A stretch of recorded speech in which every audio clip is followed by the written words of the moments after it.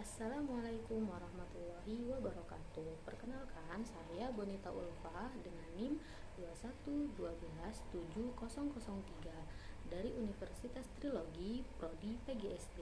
Video ini saya buat guna memenuhi tugas ujian akhir semester mata kuliah bimbingan konseling dosen pengampu Ibu Febri. Dalam video ini, saya akan berbagi bagaimana caranya menjadi orang tua yang baik bagi generasi milenial. Ada 6 poin yang akan saya bahas dalam video kali ini tentang bagaimana caranya menjadi orang tua yang baik untuk generasi milenial. Yang pertama, ayah yang baik. Yang kedua, ibu yang baik. Yang ketiga, tim hebat yang sejati. Yang keempat, mendidik anak dengan cinta. Yang kelima, relasi hati. Yang keenam, memori cinta. Pertama, menjadi ayah yang baik. Di era milenial, perkembangan teknologi dan industri, diakui atau tidak, telah merubah tatanan nilai, sistem, dan perilaku sosial di tengah masyarakat yang mempengaruhi peran ayah dan ibu dalam keluarga.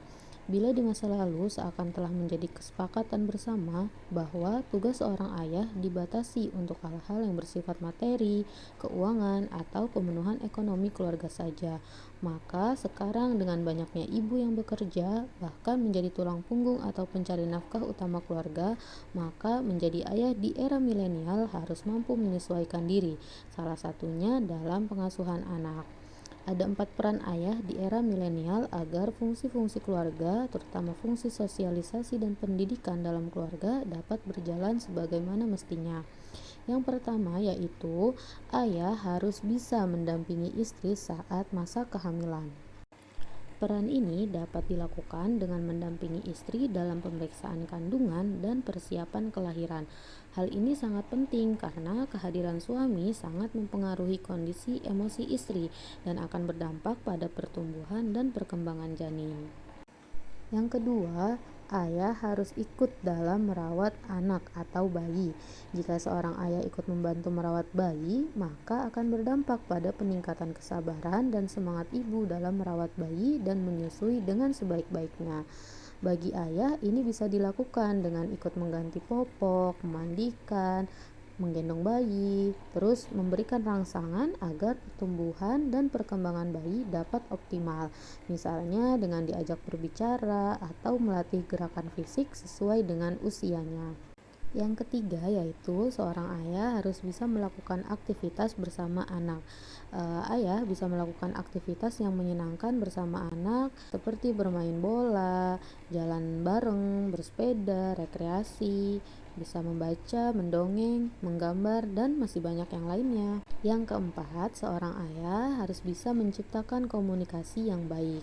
Dalam hal ini, seorang ayah dapat mengajak anak untuk berdialog, berdiskusi, atau membantu menyelesaikan permasalahan yang sedang dihadapi oleh anak itu. Bisa juga dengan menanyakan bagaimana pelajarannya di sekolah, apa saja aktivitas yang dilakukan hari ini, dan bisa dengan pertanyaan yang lainnya. Jika ada pekerjaan yang menyebabkan seorang ayah harus meninggalkan rumah beberapa hari, maka hendaklah seorang ayah itu harus menyempatkan diri untuk menghubungi anaknya, bisa menggunakan telepon atau media sosial yang lainnya. Dengan demikian, anak merasa bahwa komunikasi dengan ayahnya tetap berjalan lancar. Jika keempat peran ini dapat dimainkan oleh ayah di era milenial, maka upaya mewujudkan generasi masa depan yang berkualitas dan berkarakter akan tercapai. Lebih dari itu, keluarga yang dibangun bersama ibu akan memiliki ketahanan yang kokoh, tentram, mandiri, dan bahagia. Ayo menjadi ayah yang hebat di era milenial. Selanjutnya, bagaimana menjadi ibu yang baik di era milenial? Nah, untuk kita yang insya Allah akan menjadi calon ibu atau yang sudah jadi ibu, tolong disimak ya. Yang pertama, seorang ibu harus menunjukkan kasih sayangnya. Seorang konselor berlisensi asal Amerika menegaskan bahwa hal yang paling penting adalah cinta dan kasih sayang. Maksudnya, orang tua harus memastikan bahwa buah hati mereka merasa mereka dicintai. Jadi, jangan sungkan untuk mengekspresikan hal ini sesering mungkin dengan cara seperti menciumnya, memeluk, serta ungkapan kata-kata berapapun usia anak itu. Siapa sangka perasaan dicintai secara tulus ternyata membuat anak tumbuh dengan kualitas yang lebih baik. Misalnya seperti seorang anak ini menjadi lebih percaya diri, menunjukkan perilaku yang baik, mencapai prestasi akademik yang bagus, dan lebih dekat dengan orang tuanya. Yang kedua, yaitu kehadiran orang tua. Kehadiran orang tua, terutama ibu, sangat penting untuk anak usia dini. Sebelum mulai menerapkan tips menjadi ibu yang sukses, pastikan Anda hadir bagi mereka secara lahir dan batin. Jalin interaksi nyata dengan buah hati Anda dengan menghabiskan waktu bersama, saling bercerita, bermain, dan kegiatan lainnya. Karena aktivitas bersama ibu akan terus teringat hingga mereka dewasa. Sebaiknya juga menjauhkan diri dari gadget saat tengah bersama si kecil. Walaupun menurut Anda mereka masih kecil, tetapi anak dapat merasakan jika perhatian orang tua tidak sepenuhnya tertuju kepada mereka.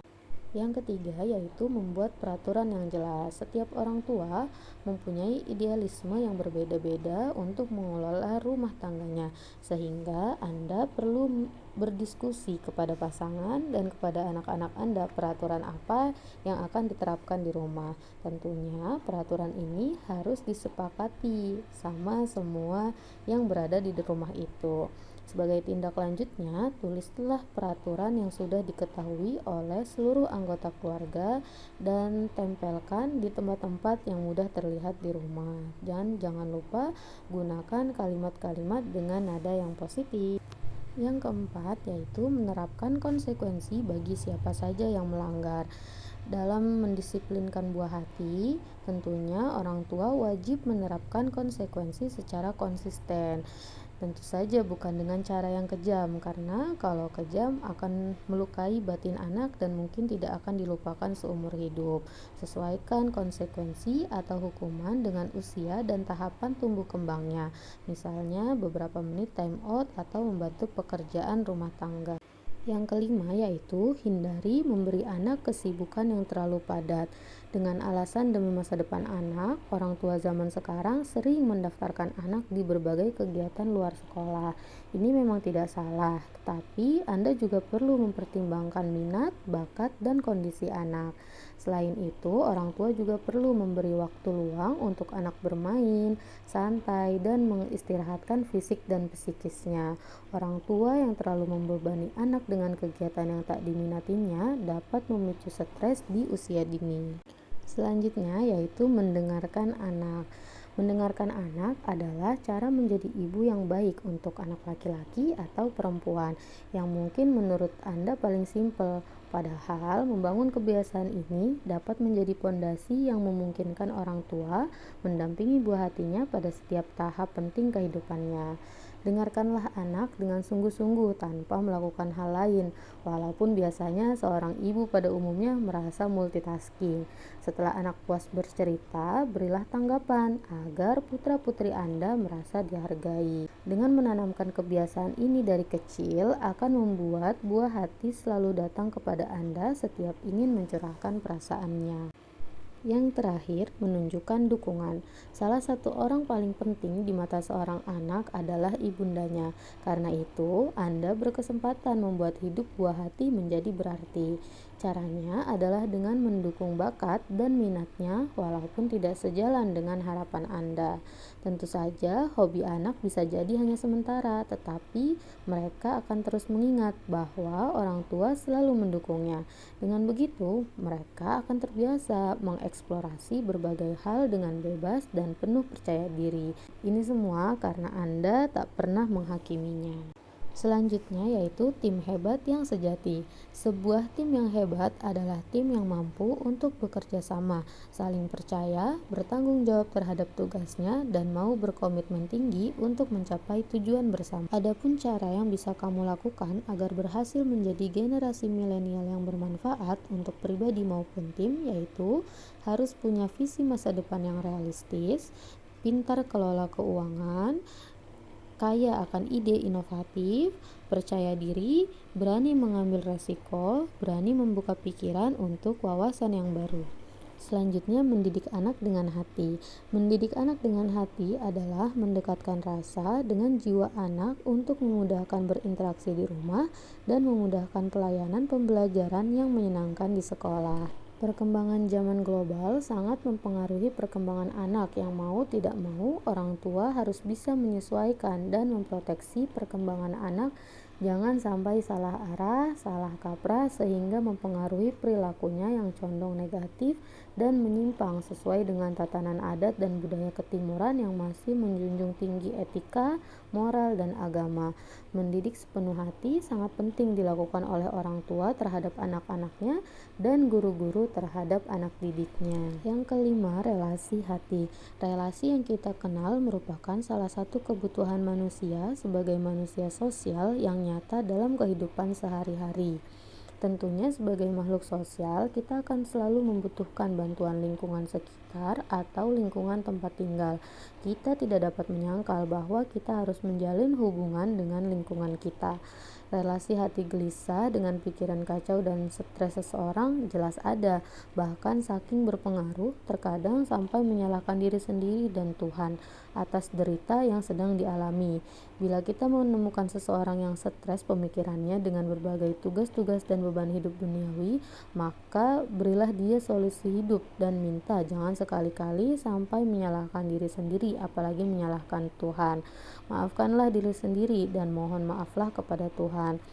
Orang yang gelisah hatinya sebaiknya banyak melakukan refreshing di tempat-tempat yang sejuk dan menyenangkan hati, mendekati masjid, perbanyak ibadah, ikuti kebiasaan yang baik seperti rekreasi dan kumpul dengan kawan-kawan yang menyenangkan. Selanjutnya, memori cinta. Memori sendiri merupakan tempat atau alat menerima, mengelola, menyimpan pengalaman atau informasi ke dalam otak dan dapat diambil kembali atau mengingat kembali informasi tersebut.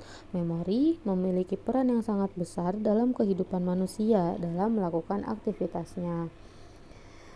Memori melibatkan apa yang dilihat dan dialami dengan merekamnya.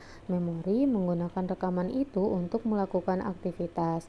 Namun, tidak semua pengalaman bisa disimpan dengan baik. Hanya informasi atau pengalaman tertentu yang memiliki kekhasan yang mampu tersimpan, sehingga memori memerlukan suatu tempat untuk menyimpan, menerima, dan mengingat kembali informasi khusus. Cinta merupakan suatu hal yang mungkin dimiliki setiap orang, bahkan cinta merupakan hak dari setiap manusia yang ada di dunia, sehingga setiap orang berhak untuk mencintai dan dicintai oleh orang lain.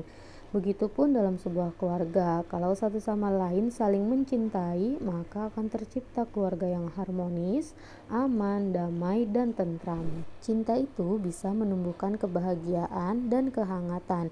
Jadi, kalau dalam keluarga sudah tertanam sifat saling mencintai, maka hal ini akan berpengaruh di lingkungan luar.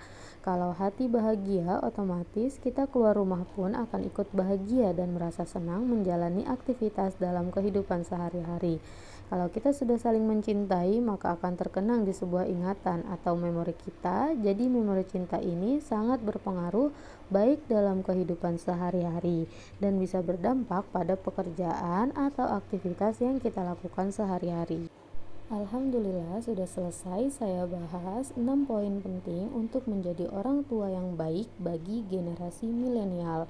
Semoga apa yang saya sampaikan bermanfaat untuk kita semua. Mohon maaf atas banyaknya kekurangan dalam presentasi kali ini. Sekali lagi saya ucapkan terima kasih untuk semuanya. Wassalamualaikum warahmatullahi wabarakatuh.